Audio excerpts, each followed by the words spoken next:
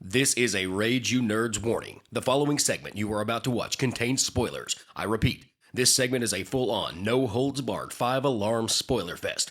If you don't want to hear what happened in the movie, series, book, comic, or Shawn Ashmore diary we are discussing, leave now. But before you go, don't forget to subscribe to the channel and click the notifications bell so you never miss a segment. Unless it has spoilers. Subscribe anyway.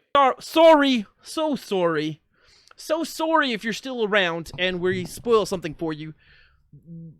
CAC, TJ, we are watching the deleted scene from The Batman. If you have not seen The Batman, please, politely, for your own viewing pleasure, subscribe or follow the channel, and then GTFO. Politely, respectfully. All right, here we go.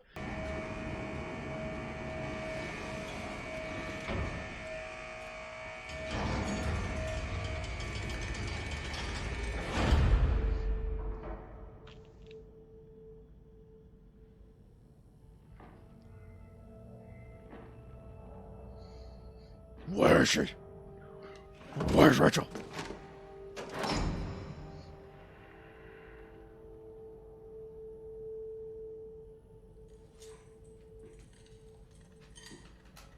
I got these scars.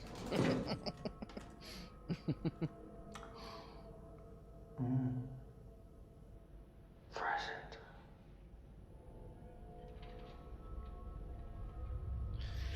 Almost our anniversary, isn't it? There's a serial killer. I want your perspective.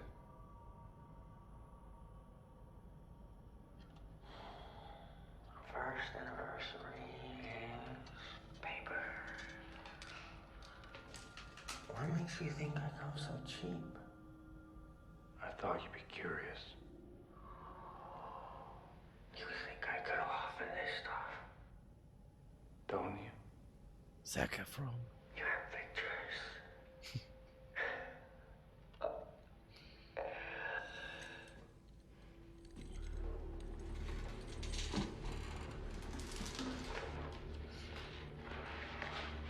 Already a better Joker, Jared Leto.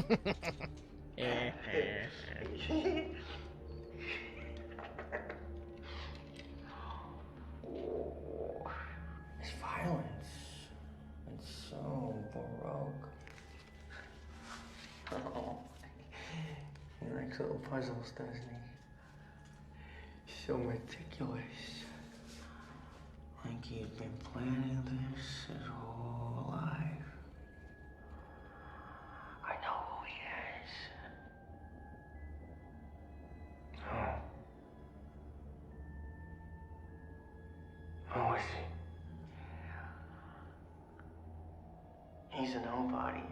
Wants to be somebody. The mayor, the commissioner. Yeah. He's got ambition. You think his motive is political? Oh, no. This is very, very personal. He feels these people have all wronged him. Probably goes way back. Unhealed wounds, stolen lunch money. Why is he writing to me? Maybe he's a fan of yours? Or maybe he's got a grudge against you too. Maybe you're the main course. Ooh. Any theories? Not yet. Really? You're normally so ahead of the curve. But something is different this time. This is very upsetting to you. Let's get back to him. Why? You're so much more fun. I'm not here to talk about me. What are you here to talk about?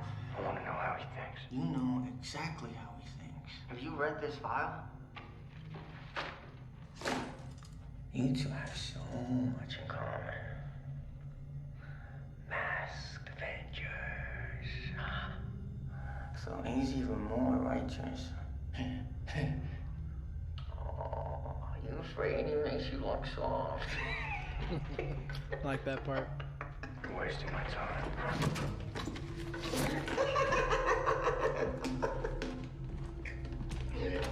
Okay. I'll tell you what I really think. I think you don't really care about his motives, whether he loves or hates you. I think somewhere deep down, you're just terrified. Because you're not sure he's wrong, huh? You think they deserved it, huh? You think they deserved it.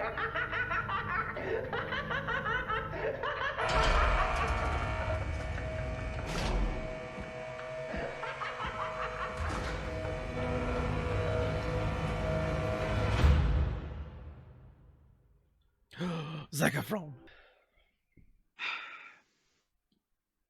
I can see why it's a deleted scene because it really doesn't fit anywhere in the movie. Yeah. Like I just watching the movie, and like even if they just threw this in, for what reason? Just to tease that the Joker exists in this universe.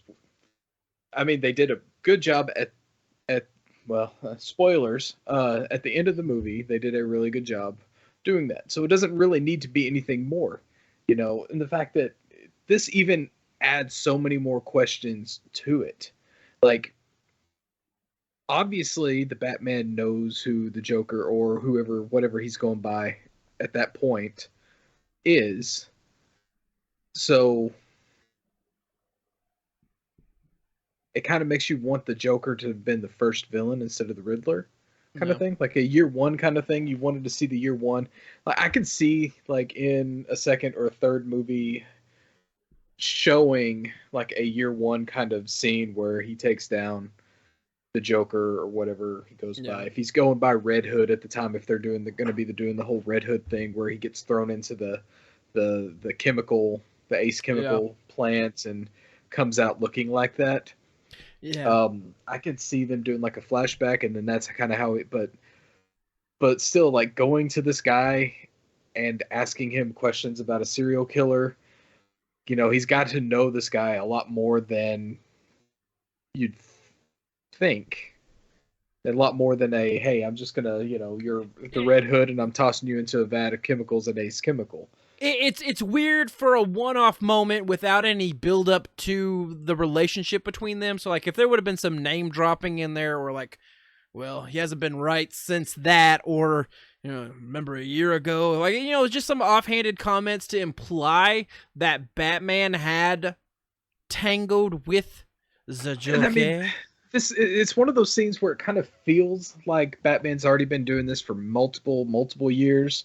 And he's already caught the Joker and is very familiar with him, and even goes to him sometimes, which is kind of what's going to build up the whole like eventual Joker-Batman feud in the future kind of thing. Like the Joker's learning stuff from his visits that he's going to end up using later, and something like that. Like it doesn't fit into the movie like as a standalone kind of thing. Like if it's a clip from the second or the third movie or something like that, I could see it a little bit more than just throwing it in midway through like this movie. It just doesn't fit, and it doesn't make any sense. I don't like this. I don't like this scene. I mean, I like the scene. I think it's a cool scene. It's a cool scene. Just scene, no build up for it. Movie, it doesn't fit. This would be a good like 10-minute throw out there kind of mid like Batman 1.5 as he's like going like we're getting set up for the sequel. This is like a little teaser short that's made. Or like webisodes or something to set up a sequel, or even to set up like the series that they're supposed to be making, where apparently this version of the Joker is supposed to be featured. Oh, I did not know that. I heard it somewhere, saw it somewhere, read it somewhere. I'm not 100% sure if they're even real. If they're even going to be making this Gotham series anymore. That's true. Well, not the Penguin series, I guess. Oh yeah, I think they are. I think they're gung ho on that one. Yeah, but like I think in the Penguin series, he's supposed to be like in there and featured a little bit more along with the Riddler, I guess. I also don't hate the concept. It's weird in the context, like you said, TJ. It's weird in the context of what we got from the Batman. But I am not opposed to the idea that Batman is having these conversations. You know, his Clarice to Hannibal Lecter type moment. Yeah, but I mean, that seems like something that would be like way down the road. It feels weird that the Joker is someone that he's apprehended in the first 2 years of being the Batman. Agreed. Agreed. But It's a weird context. That, like, you know, knowing like, okay, well, this guy, he's a serial killer. He was one of my, you know, toughest catches. And it also shows too much familiarity with him and Gotham PD / Arkham Asylum. Like, that relationship isn't established. They were trying to beat the piss out of him earlier in the film. Exactly. So I mean, there's a lot of things where it just doesn't fit the timeline, I guess you'd say. Like, it seems like it could fit like the whole Batman mythos all together, but it doesn't fit the timeline of the Batman movie. It's a cool moment that makes no sense right now with the film that they gave us. Now, if there's other deleted scenes that would explain it a little bit more, that, you know, whenever the Blu-ray edition comes out, you know, maybe. I feel like they have to be careful, though. If they release any more scenes that show any more involvement to Joe Kerr, then it's going to become one of those things where people question, well, why the hell did... What you threw out there already, TJ, why didn't you just make the Joker the first villain? I mean, meh. I hate his look. I get why he looks the way he does. And yes, if someone fell into a vat of chemicals, they would probably be burned. And that's how the burning would probably... I'm not a fan. I don't need my Joker to look like he has the mange. I would like... Okay, I can handle the burnt hands. I can handle the chemical burn whelps. I can handle the scarred up face. I just need him to have a somewhat full set of hair. I think, and you maybe know, that's this may be something that's early after he fell into the chemicals kind of thing. Yes, that's true. Healed from it, and the hair hasn't grown back. That's true. Like I need to remember that there is going to be a lot of growth involved in this Batman trilogy. I need to be aware of that. And there is a version of the Joker where he like had his face cut off or something and had to staple his own face back on. Yeah, all kinds of messed up and everything. So do I have that? But I mean, I get it. I don't think it's bad. There's not a full picture to judge on just yet. But I'm not inherently off put with this. And Nerd Jared said every Joker will be compared to Heath now. Yes, and I think that's a blessing and a curse. Heath did such a good job that it's made us more critical of every Joker that comes after it.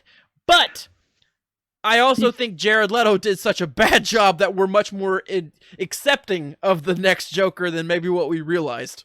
And, you know, it's one of those things, too. It's, you know, Cesar Romero. Every Joker is going to be compared to Cesar Romero, and then Jack Nicholson shows up.